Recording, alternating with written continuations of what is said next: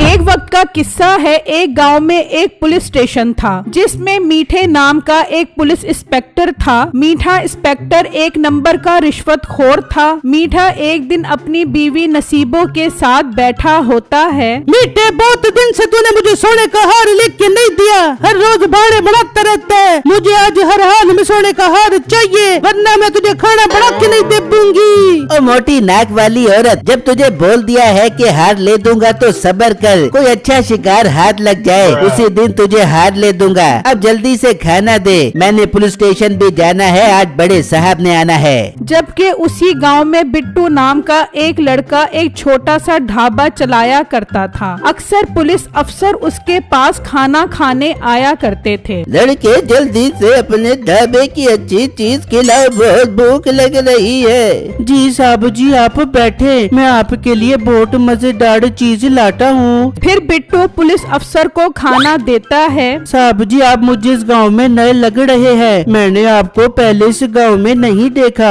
लड़के, मुझे इस गांव से शिकायत आई है, यहाँ कालू चोर ने चोरियां कर कर के लोगों की नाक में दम किया है। उस चोर को किसी भी हाल में पकड़ना है, जो भी उसे पकड़ेगा मैं उसे 5 लाख का इनाम दूंगा। साहब जी, वो चोर कैसा दिखता है, आप मुझे बता दें, हो सकता है कभी वो मेरे ढाबे पर आए तो मैं उसे पकड़ने में कुछ मदद कर सकूं। फिर पुलिस अफसर बिट्टू को उसका हुलिया बताता है। जबकि मीठा भी पुलिस स्टेशन पहुंच जाता है और आकर सो जाता है। मीठे साहब जी, उठ जाएं, आज बड़े साहब ने आना है, आपको सोता देखेंगे तो गुस्सा करेंगे। इतनी देर में पुलिस अफसर भी वहां आ जाता है। मीठे, मुझे तुम्हारे गांव से बहुत शिकायत आ रही है कालू चोर को लेकर। तू कैसा पुलिस वाला है, तू एक चोर नहीं पकड़ पा रहा। साहब जी, आप फिक्र मत करें, मैं बहुत जल्द उसे पकड़ लूंगा। मीठे, तेरे पास 5 दिन का टाइम है, मुझे 5 दिन के अंदर अंदर वो गिरफ्तार चाहिए।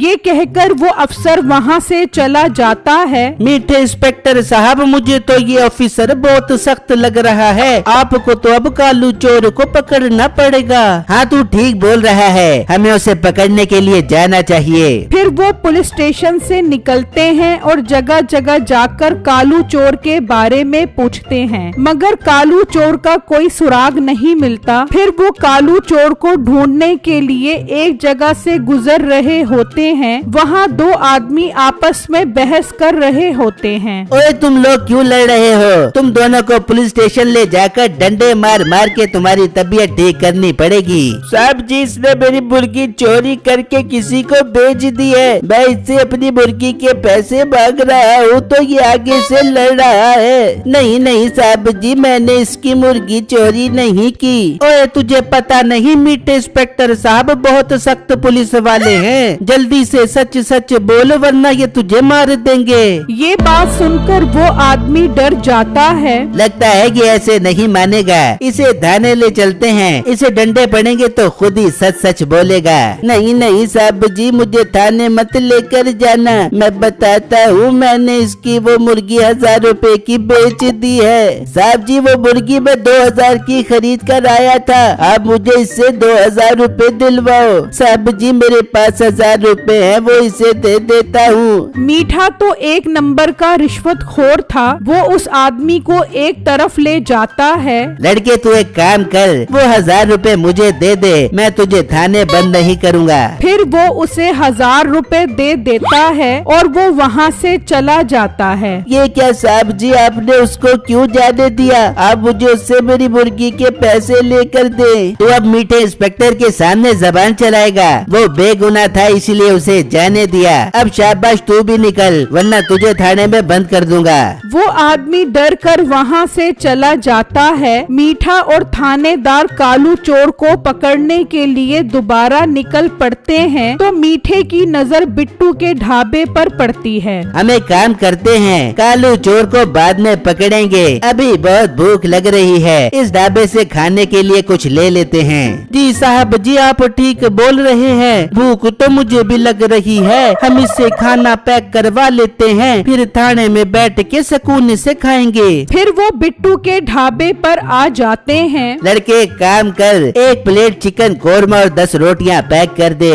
साहब जी 1 प्लेट दाल भी पैक करवा ले, बहुत भूख लग रही है। अच्छा ठीक है लड़के, 1 प्लेट दाल भी पैक कर दे। जी पुलिस साहब, मैं भी पैक करके देता हूँ। फिर बिट्टू उन्हें खाना देता है और वो वहाँ से जाने लगते हैं। पुलिस साहब इस खाने के पैसे तो दे दे। ओए, तुम मुझ पुलिस इंस्पेक्टर से पैसे मांगेगा? पुलिस साहब मेहरबानी करके मुझे इसके पैसे दे दे, वरना मुझे नुकसान हो जाएगा। तुझे मेरे साहब के गुस्से का नहीं पता, तुझे तो थाने ले जाना पड़ेगा, फिर ही तेरी अकल ठिकाने आएगी। बिट्टू ये सुनकर डर जाता है और उन्हें जाने देता है। फिर अगला दिन होता है तो नसीबो कहती है, मिठे आज मुझे हर हाल में सोने का हार दिलवा के दे, वरना मैं घर छोड़ के अपनी माँ के घर चली जाऊंगी। बेगम एक तो तू गुस्सा ही कर जाती है, चल आज तुझे दिलवा ही देता हूँ सोने का हार। फिर मीठा नसीबो के साथ एक सुनार की दुकान पर आता है। चल बेगम पसंद कर, तुझे कौन सा सोने का हार चाहिए?